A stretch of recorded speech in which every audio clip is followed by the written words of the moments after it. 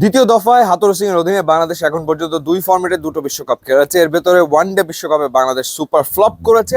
9 ম্যাচের ভেতরে মাত্র দুটো জয়, 7টা পরাজয়। এবং টি-20 ওয়ার্ল্ড কাপে বাংলাদেশ সুপার 8-এ খেলেছে ঠিকই, কিন্তু বাংলাদেশের যে ক্রিকেটারদের যে পারফরমেন্স, সেটা আসলে দর্শকদের মন ভরাতে রীতিমতো ব্যর্থ হয়েছে। হাথুরু সিং এর গেম প্ল্যান নিয়ে প্রশ্ন উঠেছে এবং তার ম্যান ম্যানেজমেন্ট নিয়ে প্রশ্ন আসলে আগে থেকেই ছিল।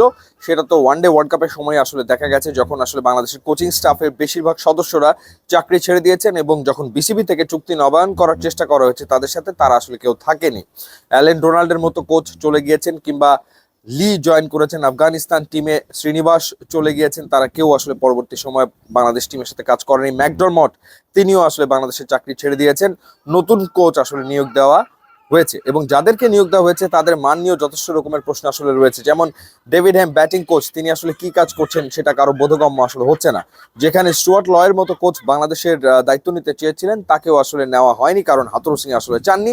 পরবর্তী সময় তিনি যুক্তরাষ্ট্রে কোচ হিসেবে যোগ দিয়েছেন এবং যুক্তরাষ্ট্র ভালো ক্রিকেট আসলে খেলছে। এটা গেল হচ্ছে ম্যান ম্যানেজমেন্টের ক্ষেত্রে, অর্থাৎ কোচদের সাথে হেড কোচের সম্পর্কের বিষয়টা। ক্রিকেটারদের সাথে একই ঘটনা ঘটেছে। তামিম ইকবালের সাথে যে বিবাদ, সেটা সবাই দেখেছে বা জেনেছে। এছাড়া তার যে গেম প্ল্যানের ক্ষেত্রে কিছু সিদ্ধান্ত, যে সিদ্ধান্তগুলোর একটা হচ্ছে শরীফকে পুরো বিশ্বকাপের কোনো ম্যাচে না খেলানো, যেখানে শরীফ আসলে ফিট হয়ে গিয়েছিলেন খেলার জন্য, তাকে আসলে কোনো ম্যাচেই বিবেচনা করা হয়নি। তানভীর ইসলামকে স্কোয়াডে রাখা হয়েছে, কিন্তু তানভীরকে কোনো ম্যাচে খেলানো হয়নি। জিম্বাবুয়ের বিপক্ষে সিরিজে পারভেজ ইমনকে নির্বাচকরা স্কোয়াডে রেখেছিলেন, কিন্তু কোচের অনিচ্ছার কারণে পারভেজ হোসেন ইমনকে একটা ম্যাচেও আসলে ট্রাই করে দেখা হয়নি ওপেনিংয়ে। তো সেটাও আসলে কোচের কারণে, কারণ কোচ চেয়েছিলেন লিটন এবং সৌম্যকে দিয়েই ওয়ার্ল্ড কাপের ম্যাচগুলোতে ওপেন করাতে। সৌম্য সরকারের প্রতি তার যে অতিরিক্ত আস্থা, সেটাও আসলে প্রশ্নবিদ্ধ। সৌম্য আসলে রেজাল্ট এখন পর্যন্ত একটা মাত্র ম্যাচে দিতে পেরেছেন, সেটা নিউজিল্যান্ডের মাটিতে। এছাড়া তিনি ধারাবাহিকভাবে রান করতে ব্যর্থ হয়েছেন। ভারতের বিপক্ষে টস জিতে আগে যে ফিল্ডিং করার সিদ্ধান্ত, সেটাও প্রশ্নবিদ্ধ। ভারতের বিপক্ষে দুই দিক থেকে স্পিন অ্যাটাক কাজে আসলে আসেনি। অর্থাৎ হাথুরু সিং এর না কোনো গেম প্ল্যান, সেগুলো আসলে খুব ভালো কাজে লেগেছে, না তার ম্যান ম্যানেজমেন্ট ঠিকঠাক মতো হচ্ছে। সেই জায়গাটাতে প্রশ্ন হচ্ছে যে হাথুরু সিংকে কন্টিনিউ বাংলাদেশ ক্রিকেট বোর্ড করবে কিনা। এর আগে ওয়ানডে ওয়ার্ল্ড কাপে বাংলাদেশ এত বাজে পারফর্ম করার পরেও হাথুরু সিংকে আসলে বিসিবি রেখে দিয়েছিল, কারণ ওই সময় হাথুরু সিংকে ছেড়ে দিলে বাংলাদেশ ক্রিকেট বোর্ডকে এক গাদা টাকা গুনতে হতো, পুরো 1 বছর, সম্ভবত 14 মাসের টাকা হাথুরু সিংকে দিয়ে দিতে হতো।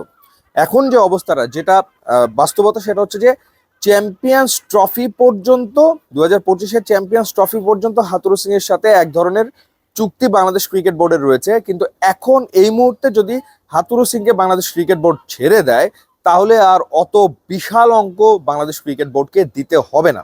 আর সেই কারণেই বোর্ডের একটা অংশ এই মুহূর্তে চাচ্ছে যে না, হাথুরু সিংকে দিয়ে আসলে আর হচ্ছে না, দুটো ওয়ার্ল্ড কাপ দেখা হয়ে গেছে, সুতরাং এখন নতুন চিন্তা বাংলাদেশ ক্রিকেট বোর্ডকে করতে হবে।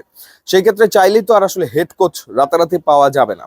সেই ক্ষেত্রে তাদের, অর্থাৎ ক্রিকেট বোর্ডের একটা গ্রুপ, তাদের ধারণাটা হচ্ছে এরকম যে ইন্টারিম কোচ, দেশি কোচদের দিয়ে অন্ততপক্ষে একটা সিরিজ বা দুটো সিরিজ চালিয়ে নেওয়া। সেই ক্ষেত্রে খালেদ মাহমুদ সুজন, যিনি বাংলাদেশ টিমের সাথে কাজ করেছেন, বিভিন্ন সময় টিম ডিরেক্টরও ছিলেন, তাকে দিয়ে অন্ততপক্ষে একটা বা দুটো সিরিজ, পাকিস্তানের বিপক্ষে টেস্ট সিরিজ রয়েছে, সেই সিরিজটা চালিয়ে নেওয়া যায় কিনা, এবং যদি চালিয়ে নেওয়া যায়, বাই দ্যাট টাইম আসলে অন্য কোচ খুঁজে নেবে বাংলাদেশ ক্রিকেট বোর্ড। কিন্তু খালেদ মাহমুদ সুজন আবার হচ্ছে এরকম শর্ট টাইমের জন্য তিনি দায়িত্ব নিতে আগ্রহী না। অর্থাৎ তিনি যদি দায়িত্ব নেন, তাহলে একটা লম্বা সময়ের জন্য নিতে চান, অন্ততপক্ষে 1 বছরের জন্য তিনি ন্যাশনাল টিমের দায়িত্ব নিতে চান। সেই জায়গাটাতে আবার বোর্ড একমত হতে পারছে না। অর্থাৎ একটা সিরিজ বা দুটো সিরিজ তাকে দিয়ে চালিয়ে নেওয়ার একটা ভাবনা বিসিবির থাকলেও লম্বা সময়ের দায়িত্ব তাকে আসলে দিতে চায় না। কিন্তু এই ক্ষেত্রে অন্য যে কোচ রয়েছেন, অর্থাৎ স্পেশালি দুজনের কথা সবসময় আলোচনায় আসে, সালাউদ্দিন এবং নাজমুল আবেদিন ফাহিম, এই দুজনের ব্যাপারে আবার বোর্ডের কোনো রকমের কোনো বিন্দুমাত্র কোনো ভাবনা চিন্তা আসলে নেই।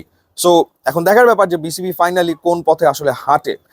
যদি খালেদ মাহমুদ সুজনকে তারা রাজি করাতে পারে ইন্টারিম কোচ হিসেবে, তিনি কাজ করবেন।